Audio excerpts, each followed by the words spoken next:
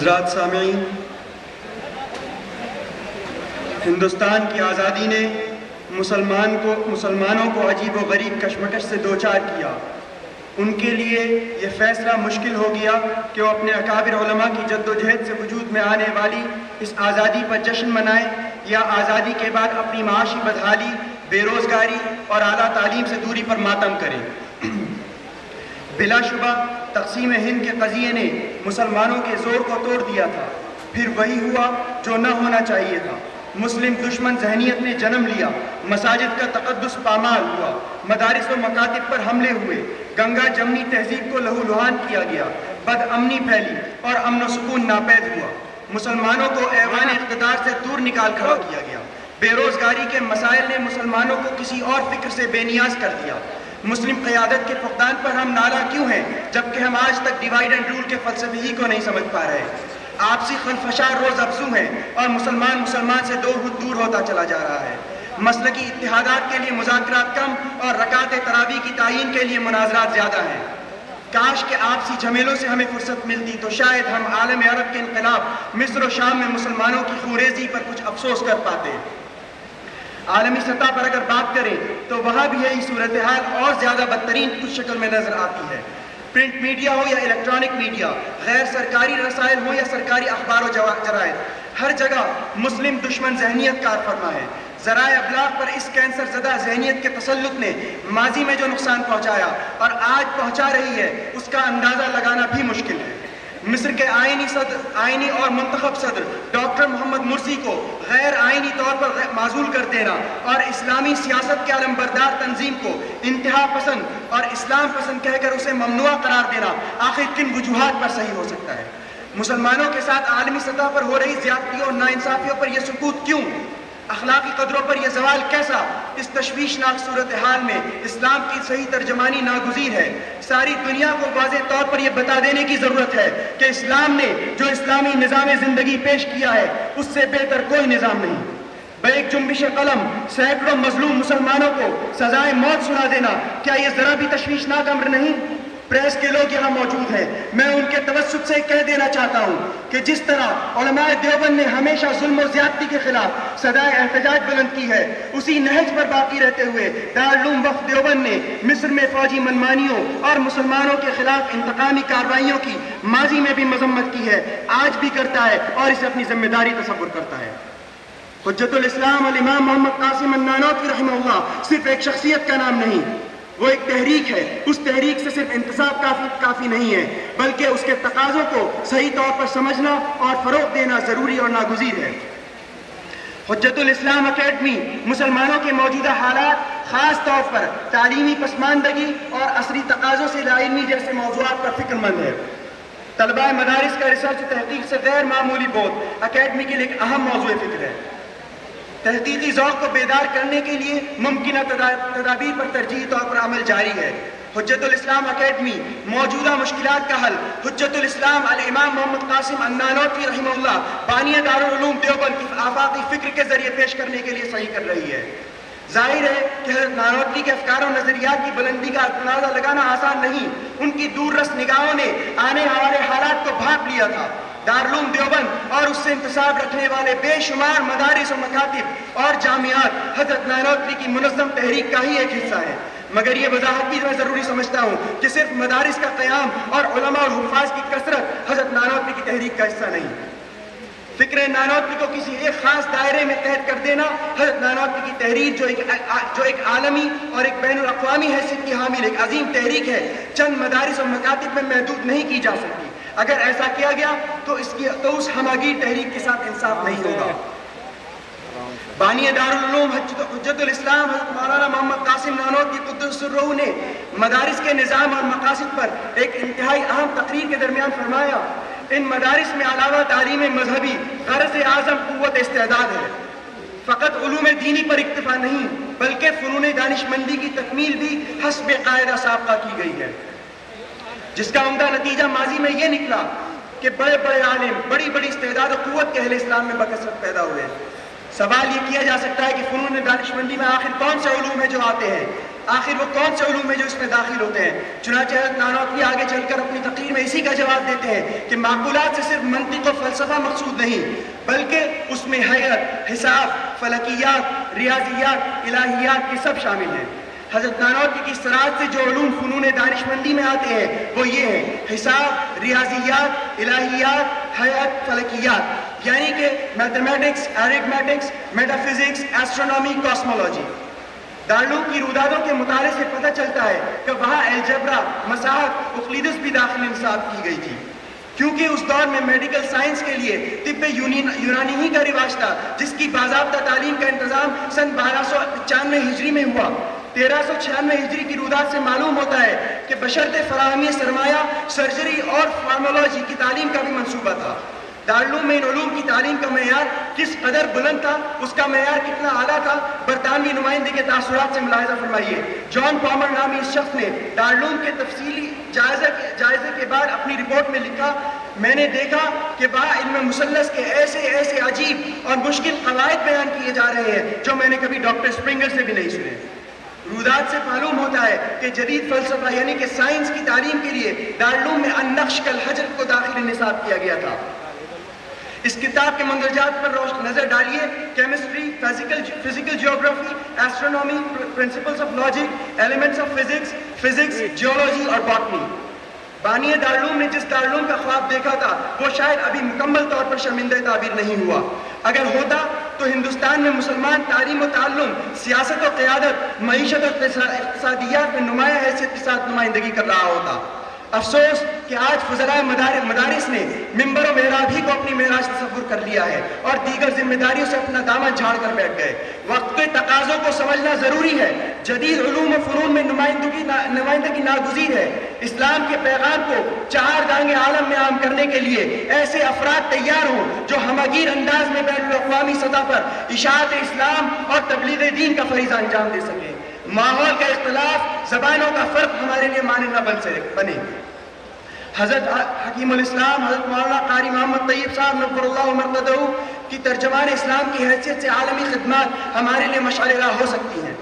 انہوں نے اپنے علوم و حکم سے صرف دارالعلوم، ہندوستان یا پاکستان یا بنگلہ دیش ہی کو نہیں بلکہ بر صغیر، ایشیا، افریقہ، امریکہ اور یورپ کو بھی سیراب کیا۔ ہم یہ بات گرہ سے باندھ لیں، مذہب اسلام ایک عالمی مذہب ہے۔ نبی آخر الزمان صلی اللہ علیہ وسلم عالمی ہے، اسلامی تعلیمات عالمی ہیں۔ ہمیں اسلام کی آفاقیت کو سمجھنا ہوگا، فروعی مسائل کے تنگ دائرہ سے باہر آنا ہوگا، وحدت امت کے عالم کو بلند کرنا ہوگا۔ شاعر اسلام علامہ اقبال کے اس شعر کی معنویت کو جاننا ہوگا کہ قوم مذہب سے ہے، مذہب جو نہیں تم بھی نہیں، جذب باہم جو نہیں محفل انجم بھی نہیں۔ خدا گواہ ہے، علماء دیوبند نے ماضی میں کبھی دیوبندیت کو ایک مسلک کی حیثیت سے نہیں دیکھا، مسلکی جھگڑوں کو ہوا نہیں دی، مثبت انداز میں اسلام کو گھر گھر پہنچایا۔ ہم اہل سنت والجماعت ہیں، قرآن و حدیث کو سرچشمہ حیات تصور کرتے ہیں۔ اعتدال اور میان روی ہمارا شیوا اور امتیاز ہے۔ حکیم الاسلام حضرت مولانا محمد طیب صاحب نور اللہ مرقدہ نے ہمیشہ مثبت انداز میں اسلام کے پیغام کو عام کیا ہے۔ آپ نے اپنی حکیمانہ تقریر و تحریر سے عظیم الشان علمی و دینی خدمات انجام دی، مگر ملی مسائل سے بھی ایک پل کے لیے غافل نہ رہے۔ آل انڈیا مسلم پرسنل لا بورڈ کا قیام اسی کی ایک واضح مثال ہے۔ یا یہ بھی عرض کرتا چلوں کہ یہ سوچ غلط ہے، اسلام موجودہ دور کے مسائل کو حل کرنے سے قاصر ہے۔ یہ سوچ غیر شعوری طور سے عام ہو رہی ہے۔ ہم اس ذہنیت کی مذمت کرتے ہیں۔ اسلام کا خصوصی وصف ہے کہ وہ ہر زمانے میں ہر طبقے کی تمام شعبہ زندگی میں مکمل ہدایت اور رہنمائی کرتا ہے۔ حجت الاسلام اکیڈمی دارالعلوم وقت دیوبند کے عظیم الشان اجلاس، یہاں موجود ملکی و غیر ملکی جلیل القدر علماء، دانشوران و عمائدین کی وجہ سے ایک عالمی حیثیت کا پروگرام معلوم ہو رہا ہے۔ یہ وہ شخصیات ہیں جو اپنی گراں قدر علمی و دینی خدمات، ذاتی محاسن و اوصاف اور امتیازات و اختصاصات کی بنا پر خود ایک تعارف ہیں۔ ہم دور دراز سے تشریف لانے والے اپنے ان تمام مہمان کرام کا دل کی گہرائیوں سے شکریہ ادا کرتے ہیں جو سفر کی صعوبتوں کو خاطر میں نہ لا کر اس اجلاس کو زینت بخش رہے ہیں اور اپنی عظیم الفرصت اور مصروف زندگی کے قیمتی لمحات کو خوبصورت عطیہ پیش کر رہے ہیں۔ ہم ان حضرات کے جذبہ محبت کی قدر کرتے ہوئے اس تاریخی شہر دیوبند میں ان کا پرخلوص استقبال کرتے ہیں۔ اس سے زیادہ قابل فخر چیز آج اور کیا ہو سکتی ہے کہ جانشین حکیم الاسلام، خطیب الاسلام، فکر دیوبند کے ترجمان حضرت مولانا محمد سالم قاسمی صاحب دارالعلوم دامت برکاتہم محترم دارالعلوم وقف وقت دیوبند اس اجلاس کی صدارت فرما رہے ہیں۔ ہم حضرت والا کے بے حد ممنون و مشکور ہیں کہ وہ مسلسل علالت اور ضعف و کمزوری کے باوجود بھی یہاں موجود ہیں۔ یہاں یہ بھی ذکر کرنا مناسب معلوم ہوتا ہے کہ حضرت والا کو گزشتہ دنوں میں نصف صدی سے زائد عرصے پر معین ان کی گراں قدر دینی، تعلیمی، اصلاحی اور تدریسی خدمات کے اعتراف میں ساؤتھ افریقہ کے شہر جوہانسبرگ میں ایک عالمی کانفرنس برائے خدمت انسانیت کے دوران تقریباً 80 ممالک کی نمائندہ شخصیات اور منتخب علماء اسلام کے درمیان جائزۃ الامام محمد قاسم النانوتوی سے سرفراز کیا گیا، جو بلا شبہ منتسبین دارالعلوم کے لیے ہی نہیں بلکہ پوری قاسمی برادری اور حضرت نانوتوی سے فکری انتساب رکھنے والے حضرات کے لیے بھی باعث افتخار ہے۔ حضرت کی خدمات کے اعتراف کے حوالے سے یہ کوئی پہلا ایوارڈ نہیں تھا، اس سے قبل بھی مصر کی راجدھانی قاہرہ میں ایک عالمی کانفرنس میں حضرت کو ہندوستان کا ممتاز عالم دین قرار دیتے ہوئے نعت الامتیاز کے ایوارڈ سے سرفراز کیا جا چکا ہے۔ ہم حضرت والا کو اس عظیم الشان ایوارڈ پر مبارکباد پیش کرتے ہیں۔ رب کریم سے دعا ہے کہ حضرت کے سائے کو صحت و تندرستی کے ساتھ ہمارے سروں پر قائم و دائم فرمائے، آمین۔ حضرات گرامی قدر، ہند و بیرون ہند سے موقر مہمانان کرام یہاں تشریف آوری پر دارالعلوم وقت دیوبند کے تمام ذمہ داران، اساتذہ کرام اور کارکنان اپنی مسرت کا اظہار کرتے ہیں اور مبارکباد پیش کرتے ہیں، مگر صحیح معنوں میں اس کا حق دارالعلوم وقت دیوبند کے نائب محتمم اور نبی حکیم الاسلام حضرت مولانا محمد سفیان قاسمی صاحب دعوت برکاتہ نائب محتمم دارالعلوم وقت دیوبند کو پہنچتا ہے، جن کی شبانہ روز محنتوں سے ادارہ دن رات ترقیات سے ہمکنار ہو رہا ہے اور جن کی مخلصانہ و بزرگانہ توجہات سے یہ شام پر نور نظر آ رہی ہے۔ ہم انتہائی ادب و احترام کے ساتھ حضرت والا سے درخواست کرتے ہیں کہ تہنیتی کلمات پیش فرما کے ممنون فرمائیں۔ اعوذ باللہ من الشیطان الرجیم، بسم اللہ الرحمن الرحیم، نحمده ونصلی علی رسولہ الکریم، والصلاة والسلام علی سید المرسلین وعلی آلہ وازواجہ واصحابہ اجمعین، اما بعد۔ صدر گرامی قدر و مہمانان ذی وقار، علماء کرام، طلباء عزیز اور معزز حاضرین، دارالعلوم وقت دیوبند میں حجت الاسلام اکیڈمی کے زیر انتظام اس تاریخ ساز اجلاس میں ملک اور بیرون ملک کے نامور شخصیات، مقتدر علماء کرام، مشاہیرین، جن کے بارے میں اگر یہ کہوں کہ ہر شخص ان میں اپنی ذات میں انجمن و فرد فرید ہے تو یقیناً مبالغہ نہیں ہوگا۔ اپنے قیمتی ترین مصروفیات میں سے بہت بے حد قیمتی وقت نکال کر یہاں تشریف لائے اور اس پروگرام کو زینت بخشی۔ میں اپنی جانب سے اپنے تمام اساتذہ کرام اور اپنے تمام طلباء عزیز اور اراکین ادارہ کی جانب سے ان حضرات کی خدمت میں ہدیہ تہنیت پیش کرتا ہوں۔ حجت الاسلام اکیڈمی کا قیام اسی سال عمل میں آیا۔ وقت کی قلت کے پیش نظر اس کا تفصیلی تعارف کا وقت نہیں ہے، اجمالاً چند باتیں مجھے عرض کرنی ہیں کہ اس کے من جملہ دیگر اغراض و مقاصد میں ایک اہم ترین مقصد یہ تھا اور یہ ہے کہ ہمارے طلباء عزیز تحقیق اور جستجو کے ریسرچ کا جو ایک خاص انداز، بین الاقوامی انداز ہے، اس سے ان کو روشناس کرایا جائے، کیونکہ عام طور پر ایک غلط فہمی پائی جاتی ہے۔ میں کہا کرتا ہوں کہ تحقیق اور تعریف کے اندر بہت تھوڑا سا فرق ہے۔ تحقیق یہ ہے کہ آپ دلائل کی روشنی میں کسی نتیجے پر پہنچے، اسے کہتے ہیں تحقیق، اور پہلے سے کسی نتیجے کو ذہن کے اندر متعین کر کے اس کے حق میں دلائل تلاش کر کے اسے ثابت کرنا، یہ ہے تعریف۔ تو ہمیں اس فرق کو واضح کرنا ہے۔ تو الحمدللہ اس سال میں ہمارے دو طلبہ کا اس میں داخلہ ہوا اور ان کی بہترین کارکردگی الحمدللہ سامنے آئی۔ اس کے علاوہ دوسرا مقصد یہ ہے کہ جو جدید موضوعات ہیں یا ایسی تحریکات کہ جس نے دنیا میں ایک اپنا اثر چھوڑا، یا ایسی شخصیات کہ جنہوں نے اپنا ایک اثر قائم کیا، ان سے واقفیت حاصل ہو، ان کے اغراض و مقاصد، ان کے اہداف اور ان کے مقاصد پر ان حضرات کی نظر ہو. یا ایسی جدید موضوعات ہیں، لبرلزم ہے، عقلانیت ہے اور اس طرح کے موضوعات ہیں، کمیونزم ہے، یہ ان موضوعات سے ہمارے طلبہ کی واقفیت ہو. اس کے علاوہ بانی دارالعلوم دیوبند حجت الاسلام حضرت مولانا محمد قاسم نانوتوی نور اللہ مرکزہ کے آفاق فکر سے ہمارے طلبہ کی واقفیت ہو اور اسے سمجھے کہ وہ فکر کیا ہے، وہ فکر قاسمی کیا ہے، اور اس کے شارع اور اس کے امین حضرت حکیم الاسلام حضرت مولانا محمد طیب صاحب نور اللہ مرکزہ، جو اپنے دور کی ایک عبقری اور نابغہ روزگار شخصیت تھی، جن کے بارے میں اگر یہ کہا جائے تو شاید مبالغہ نہیں ہوگا کہ لیس البر ان تولوا وجوہکم قبل المشرق والمغرب ولکن البر من آمن باللہ والیوم الآخر کی وہ عملی تفسیر تھے. یہاں وہ حضرات موجود ہیں جنہوں نے انہیں دیکھا، انہیں پڑھا، انہیں سنا. وہ اس بات کے گواہ ہیں کہ ان کی جلوت، ان کی خلوت، ان کی اجتماعیت، ان کی انفرادیت کوئی عمل ان کا سنت خیر الانام سے الگ نہیں ہوا کرتا.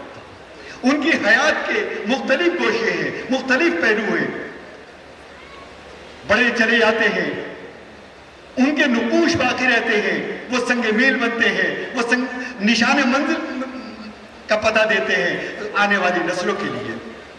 چنانچہ اس کو سامنے رکھتے ہوئے حضرت کی حیات طیبہ پر کام شروع کیا، اور مجھے یہ کہتے ہوئے بڑی خوشی محسوس ہو رہی ہے کہ ہمارے نوجوان عالم دین مولانا محمد شکیب قاسمی، انہوں نے ان کی جدوجہد، ان کی محنت اور ان کے فکر، اللہ تعالیٰ نے اس کو منصہ شہود پر لے کر آئے.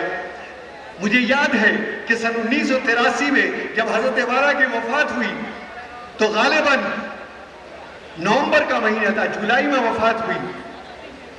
آستانہ قاسمی پر ایک مجلس کا انعقاد ہوا جس میں والد محترم حضرت مولانا محمد سالم صاحب دامت برکاتہم، حضرت مولانا سید انظر صاحب نور اللہ مرقدہ، حضرت مولانا خورشید عالم صاحب، حضرت مولانا اسلم صاحب، یہ حضرات موجود تھے.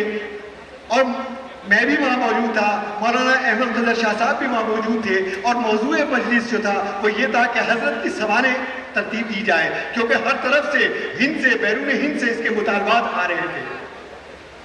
چنانچہ اس کا ایک خاکہ بنایا گیا، اس پر بات چیت ہوئی، اس کا ایک پورا مکمل خاکہ تیار کیا گیا. پھر اس کے بعد یہ موضوع بھی زیر بحث آیا کہ اہل قلم اور اہل فکر حضرات کی تلاش کی جائے. لیکن حقیقت یہ ہے کہ انسان صرف ارادہ کرتا ہے، لیکن عالم تکوین میں جو فیصلہ ہوتا ہے فیصلہ وہی نافذ ہوتا ہے. عالم تکوین میں فیصلہ ہو چکا تھا کہ جس شخص کے حق میں یہ کام، یا جس کے ہاتھ میں یہ کام ہونا ہے، وہ تو ابھی دنیا کے اندر نہیں آیا ہے. بڑی ناسپاسی ہوگی اگر اس بات کا اعتراف نہ کیا جائے کہ نوجوان اپنے حوصلے سے، اپنی ہمت سے آگے بڑھتے ہیں. اگر ان کو علمی سرپرستی حاصل ہو تو بقول چلتے کہ سونے پہ سہاگا ہوتا ہے. حضرت مولانا غلام نبی صاحب استاد دارالعلوم وقف دیوبند، جن کی علمی سرپرستی قدم با قدم عزیز محترم کے عزیز موصوف کے ساتھ رہی، اور ان کی محنتیں یہ رنگ لائیں. اسی طرح سے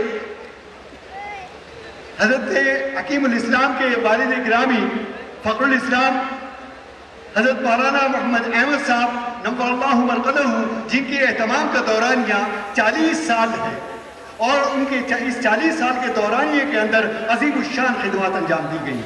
لیکن کیا کہیے کہ ان کی حیات و خدمات اور ان کی جو انتظامی صلاحیتیں یا ان کے علمی کارنامے وہ منتشر تھے.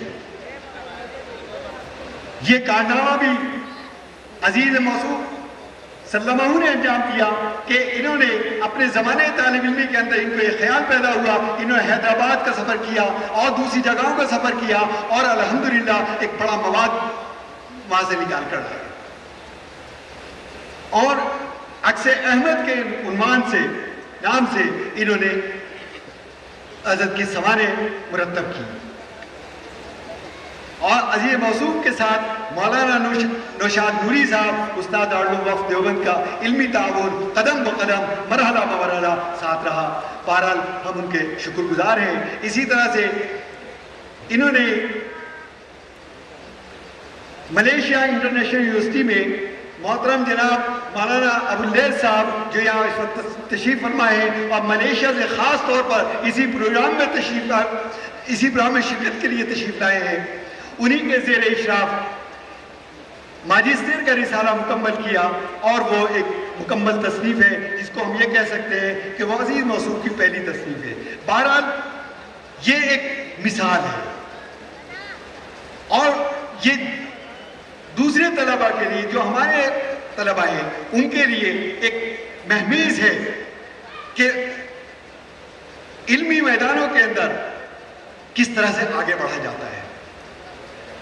بہرحال باتیں تو کہنے کو بہت کچھ تھی، لیکن اس وقت ملک اور بیرونی ملک کی مقتدر شخصیات یہاں تشریف فرما ہے، وقت بھی بہت کم ہے، اس لیے میں اپنی بات مختصر کرتے ہوئے انہی چند باتوں پر اپنی بات ختم کر رہا ہوں. اور میں آخر میں ایک مرتبہ پھر ان تمام حضرات کا، تمام علماء کرام کا تہہ دل سے ممنون ہوں اور شکر گزار ہوں. وآخر دعوانا الحمدللہ رب العالمین.